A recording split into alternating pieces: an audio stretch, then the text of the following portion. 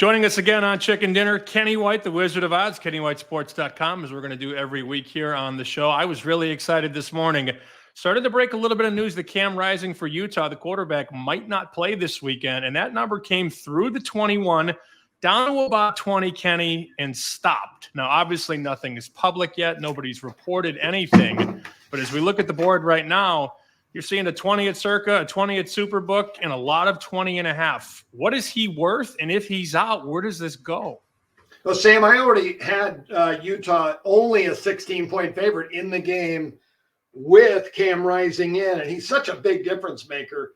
So looking at my book, backups Isaac Wilson and Brandon Rose are the two guys. Could be the freshman Wilson, who's a more mobile quarterback, or Brandon Rose, who's a big 6'3", 210 kid that's got a cannon for an arm, but no experience. It's a 4.5-point drop-off for me to the betting line.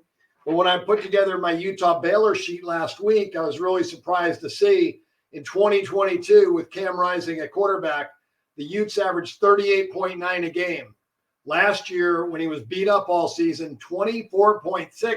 He meant 14 points to the final score. So he means 4 points. I should have taken this right away because my dad told me on Monday when he gave me his numbers, Rising got hurt, didn't think he was going to be able to play this week. He told me that on Monday before anybody. So I should have taken the lead on that. Just so busy with everything I got going on. I didn't take it, but I'm glad you took it. And I think you got a great number, and I think it's going to move a little bit more. The only problem is they could still get ragdolled 37-10, and then everybody would hate me more than they usually do. That's the problem with big dogs sometimes when they fall behind and they start to gamble, and you never know what can happen late in the game. But this is a huge game for Utah State, and I'm sure Utah is a big game next week, probably their first conference game in the Big 12. We'll see. Well, and they have Oklahoma State on deck, Utah, so maybe no need to rush him back, and that's sort of the thought process there. The big noon kickoff game from this past weekend, you and I took it on the chin. We had the dog. We took 7.5 with Michigan. Did not go our favor. They had plenty of turnovers. What did you do to the numbers? Curious about Texas. Did they go up? Did Michigan go down? Or what did you learn? Well, turnovers are a big part of the game, and you can't predict turnovers. So 3 turnovers in that game to me is worth 12 points to Michigan. Yards per play, Texas 5.7, Michigan 5.2.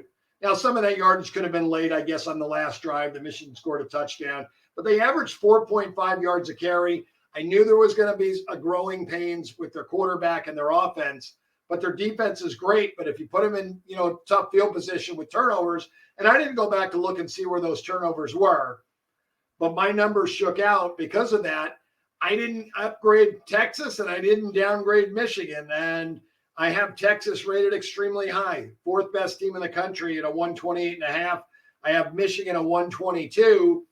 So I probably wouldn't give as much home if I had to make that game again tomorrow at Michigan. I'd make it probably Texas 3.5 or 4. If they were playing in Austin, I would have Texas 11.5. That's a lot of points to be giving a team with a great defense. So every game's a snowflake. Turn the turnovers around in that game and let Texas turn it over 3 times and Michigan 0. I bet you we win that bet. Well, that would be nice, right? Ifs and nuts or candy and nuts, huh? Isn't that how it goes, Kenny? Well, that's why we bet every day so that we get that candy. So some days we get nuts, but other days we do get that candy. Last thing I'll leave you with, and then we'll let you go. Appreciate you doing this every week. You had talked about the game on Friday between UNLV and Kansas. Kansas takes it on the chin, goes in, takes on a really good Illinois team, does not come through. 107-108, Kansas about a 7-point favorite, total 58. Yeah, so my Friday gift of the week for you, Sam, and I love doing the show with you every Tuesday. I'll probably be at the South Point most days, but today needed to come home here and do this from the house. A lot to do today. Friday, Kansas. These two played in the bowl game last year. Extremely high-scoring game.